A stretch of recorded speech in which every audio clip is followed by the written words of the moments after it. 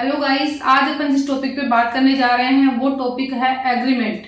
Real estate में agreement एक बहुत इंपॉर्टेंट डॉक्यूमेंट होता है। होने को तो एग्रीमेंट हर फील्ड में चलता है, लेकिन इस फील्ड में कुछ ज्यादा ही मोस्ट इंपॉर्टेंट डॉक्यूमेंट होता है एग्रीमेंट। अगर अपन कोई भी प्रॉपर्टी अगर अपन परचेज कर रहे हैं तो उसका एग्रीमेंट बनाना बहुत जरूरी है।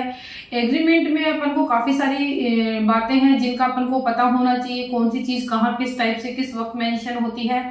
तो एग्रीमेंट में कौन से पॉइंट्स को ध्यान में रखना चाहिए, उन पॉइंट्स पे अपन डिस्कशन करते हैं। सबसे पहले एग्रीमेंट में उस प्लॉट की लोकेशन मेंशन होनी चाहिए कि अपन कौन से एरिया में प्लॉट ले रहे हैं। उसके बाद में जिस डेवलपर या एजेंट से अपन प्रॉपर्टी परचेज कर रहे हैं उसका भी पूरा डिटेल उसके अंदर होना चाहिए। एंड जो परचेज कर रहा है यानी कि अपन खरीद रहे हैं तो अपनी प्रॉपर पूरी डिटेल, एड्रेस, पता वगैरह उसके अंदर मेंशन होना चाहिए। साथ ही मोस्ट इंपोर्टेंट टॉपिक आता है कि जो प्रॉपर्टी अपन ले रहे हैं उस प्लॉट का डायमेंशन, साइज, उसकी फेसिंग वगैरह उसके अंदर मेंशन होनी चाहिए। उस प्लॉट के अगल बगल में आगे पीछे किस किस के प्लॉट हैं उनकी डिटेल्स उसके अंदर मेंशन होनी चाहिए।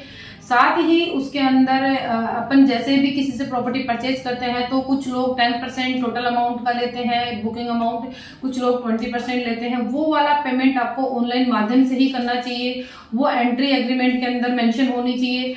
प्लॉट का टोटल अमाउंट क्या बन रहा है वो अमाउंट उसके अंदर मेंशन होना चाहिए। और जो आपने डाउन पेमेंट दिया है उसके अलावा जो रिमेनिंग पेमेंट है वो उसके अंदर मेंशन होना चाहिए। और यहाँ पे सेलर बायर दोनों के सिग्नेचर इसके अंदर प्रॉपर अपडेट होने चाहिए। इन सारी चीजों का ध्यान रखते हुए आप एग्रीमेंट बनाएं।